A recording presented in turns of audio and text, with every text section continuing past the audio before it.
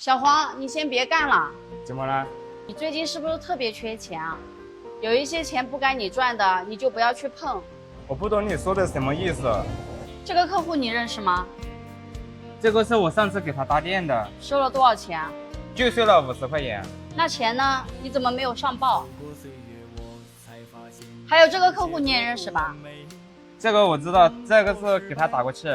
他说你坑他钱。我没有啊，我跑了几公里去给他打气，我就收他50块钱。50块钱倒也不贵，但是他说第二天轮胎又没气了。我给他说了，让他赶紧开到我们这里来补胎，他自己不来。你这搭电50块，充气50块，其他的你赚了多少？我暂时还不知道，你是不是应该给我一个解释？我确实赚了一些外快，但是我都是下班时间去的，而且那个充气棒和搭电宝都是我自己买的。真的是这样吗？你看嘛，我车里面就这一个搭电宝。